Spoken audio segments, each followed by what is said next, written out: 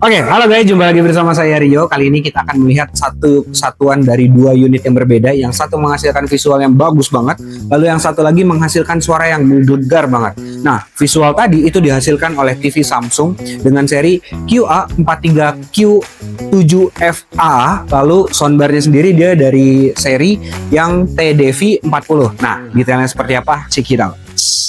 I be feeling like fuck cops, let them get the buckshot. Dollar bill, I'ma show you where the buck stop. Hit them with the gunpowder, I be going nuts now. Used to get the rum rap, shorties gon' fuck now. Baby, I'm back again, ain't nobody iller.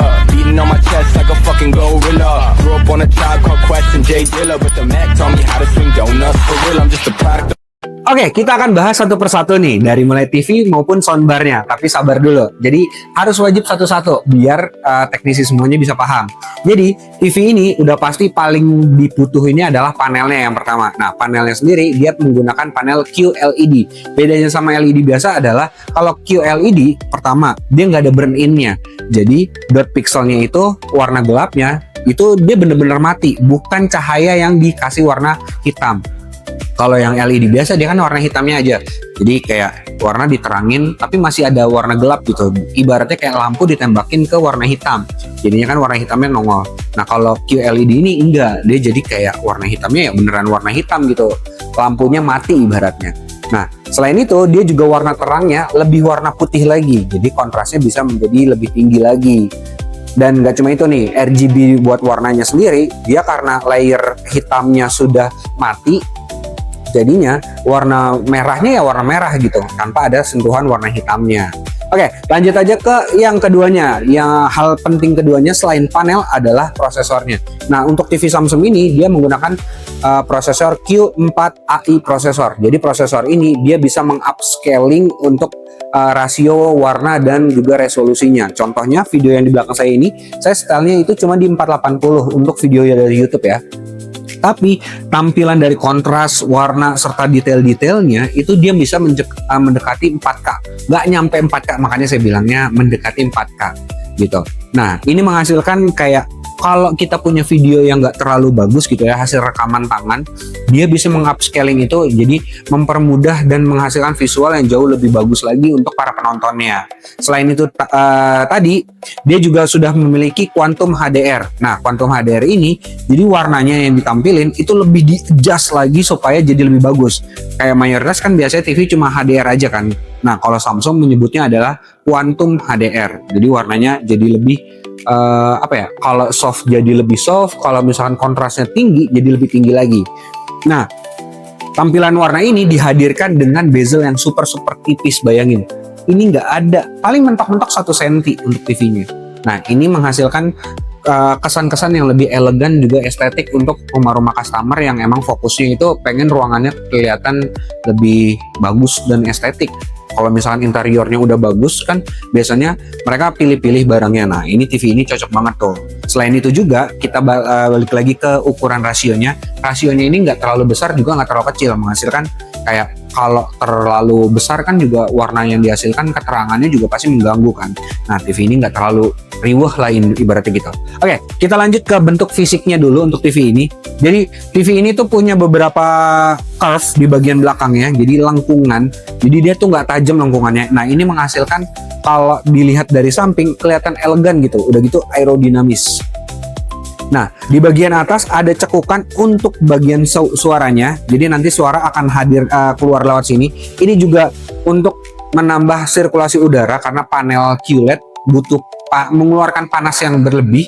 Nah biar panasnya kebuang dia pakai cekukan ini untuk sirkulasi udaranya lah. Lalu ada dua lubang baut, ini 4 dua atas dua bawah. Nah 4 ini digunain untuk memasang bracket, jadinya nanti kalau teknisi pengen masang bracket pasangnya di sini. Nah untuk bagian kaki-kakinya dia menggunakan kaki yang sikunya adalah L, jadi ke bawah, lalu ada cekungan ke kiri biar ke belakangnya nggak ngejeblak gitu ya, lalu ada di ke depannya lebih panjang lagi. Nah kakinya ini yang tadi saya bilang, kalau misalkan ruang tamunya udah kayak estetik, udah pantis dia pengen TV yang estetik kan. Nah ini kakinya ini emang beneran estetik, jadi dia kayak ada coakannya, nanti bisa dilihat sendiri.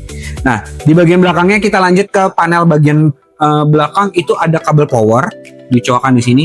Lalu dia konektivitasnya juga memiliki 3 HDMI, lalu ada 1 USB, lalu ada LAN untuk koneksi internetnya. Nggak cuma LAN aja, dia juga Wi-Fi-nya sudah Wi-Fi 5, jadi interaksinya tuh jadi lebih bagus lagi. Nanti kita akan praktekkan untuk kelebihan dari si prosesor Q4 AI dan prosesinya dalam segi interaksi dengan usernya. Dia bisa multi monitoring gitu lah.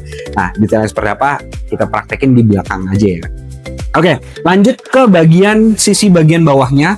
Dia ada koneksi untuk selain Bluetooth, dia juga punya port untuk USB. Tadi saya udah bilang belum ya? Nah, oke. Pokoknya ada port untuk USB-nya. Jadi kalau misalnya mau input gambar, menampilkan input gambar dari USB ini bisa. Lalu dia juga memiliki satu lagi antena untuk PCLE. Nah, gitu di bagian bawahnya. Nah, oke, kita akan bahas sekarang buat soundbarnya. Jadi soundbar Samsungnya ini dia itu memiliki beberapa fitur. Salah satu contohnya adalah dual subwoofer aktif. Jadi subwoofernya itu nggak cuma di bagian ini aja nih, yang kecilnya, tapi juga ada di bagian besarnya. Nah, subwoofer untuk yang pancinya nih, kayak ibaratnya yang ngebassnya bass banget gitu. Ini ada di kotak yang besarnya nih. Nah, ini menghasilkan suara yang lebih powerful dibanding dengan yang si kecil ini. Dia emang ada subwoofernya, menghasilkan bass yang cukup lumayan bagus, tapi pasti kalah dengan subwoofer yang di besar ini. Oke. Selain itu juga dia udah multiple connection. Jadi pertama lewat Bluetooth, kedua juga lewat kabel koneksi untuk si RJ aux-nya. Nah, aux-nya ini dia sudah pakai yang kabel fiber. Jadinya dia bentuknya itu kayak port internet gitulah. Udah gitu, dia karena dia multi connection, dia juga bisa dikonekin dengan remote-nya si Samsung ini. Contohnya, saya mau menaikkan volumenya nih. Nah, yang naik volumenya nggak cuma TV-nya aja, tapi si soundbar-nya ini juga. Kalau saya mau mute, dua-duanya akan ke mute gitu. Oke, kita lanjut ke bagian soal subwoofer si soundbar ini. Jadi karena dia ada dua, nah ini untuk tampilan supaya lebih elegannya. Di bagian yang subwoofer yang besarnya kita bisa selipkan antara di belakang atau di bawah mejanya. Nah jadinya nanti bisa suara bassnya itu lebih direct ke pengunjungnya atau penontonnya gitu. Oke, kita akan coba untuk koneksivitasnya dari CCTV-nya ini. Tadi saya sudah kasih tahu kalau fiturnya ini karena prosesornya dia pakai Q4 AI prosesor, dia multiple displaynya untuk konektivitasnya dia jauh lebih mudah gitu. Kita akan coba. Pertama kita pencet ke home dulu. Lalu ini sebentar saya geser biar kelihatan. Kita ke bagian pengaturan. Lalu kita cari yang namanya multi view. Lalu kita pencet aja yang multi view. Lalu di sini yang kirinya saya atur untuk nonton YouTube. Lalu yang kanannya itu saya bisa koneksikan ke contohnya laptop saya. Sebentar saya konekin ya.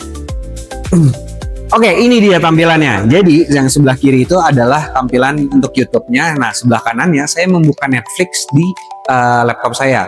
Jadinya ini selain dari laptop dia juga bisa terkoneksi dengan menggunakan HP. Caranya dengan kita pencet cache di bagian HP-nya, lalu kita cari namanya. Kayak saya peragain ya. Saat ini saya pencet, nanti akan ada layar tampilannya kayak gini gitu. Nah, kalau misalkan sudah, kita bisa perbesar yang satu. Misalkan saya pengen nampilin yang cuma di laptopnya aja, bisa. Jadi nontonnya bisa sharing nih sama anak-anak di rumahnya. Nah, untuk fitur-fiturnya paling itu aja. Paling sisanya saya akan memberi pesan-pesan untuk para teknisi. Yang pertama, soal urusan pairing dari si soundbarnya ini. Jadi di sini kan ada beberapa tombol. Yang pertama itu power, lalu volume plus dan minusnya. Lalu di paling kanannya itu ada tombol buat input. Nah, saat pengen terkoneksi menggunakan Bluetooth, caranya adalah tinggal pencet aja tombol inputnya sampai dia berubah menjadi tombol tulisannya pairing. Nah, setelah itu baru deh nanti nama device-nya ini ada di bagian tampil gitu lah ya, di bagian koneksivitasnya dari si device yang pengen dikoneksiin. Kalau di HP ya di HP nanti tulisannya nongol tuh. Nah, kalau dari TV juga sama gitu. Nah, paling untuk penanganan untuk kayak kalau soundbar ini pastiin dia berpijaknya kuat gitu. Nah, kenapa? Karena dia kan mengeluarkan suara ya. Suara kan pasti ada getarannya. Takutnya nanti malah berpindah posisi. Kalau misalkan di ujung meja nanti bisa jatuh gitu. Ditambah lagi TV dan soundbar ini jangan sampai ditaruhnya di bawah AC. Kenapa? Kalau AC-nya nanti kondensasi, dia kan menghasilkan air tuh. Nah, airnya takutnya netes. Kalau misalnya lagi drainnya lagi mampet, netes ke unit TV-nya kan nanti pasti akan rusak. Nah, kita harus menghimbau customer-customer untuk ngelakuin hal yang kayak gitu. Kalau misalkan mereka tetap kekeh, coba aja tulis di BSP gitu. Yang penting kita sudah kasih himbauan untuk, Bu, tolong jangan ditaruh di situ ya. Lalu untuk penanganan pemegangannya, pastiin jangan sampai megang si panelnya ini nih. Kenapa? Nanti panelnya itu bagian paling rentan dari suatu TV. Jadi pegang aja bagian bawahnya, lalu bagian belakangnya, lalu dimiringin. Gitu. Kalau bisa lakuin ini berdua, jangan sampai sendiri. Terutama TV-TV dengan ukuran inch yang jauh lebih besar. Oke, paling itu aja dari saya. Semoga informasinya membantu dan tonton terus video-video lainnya. And bye-bye.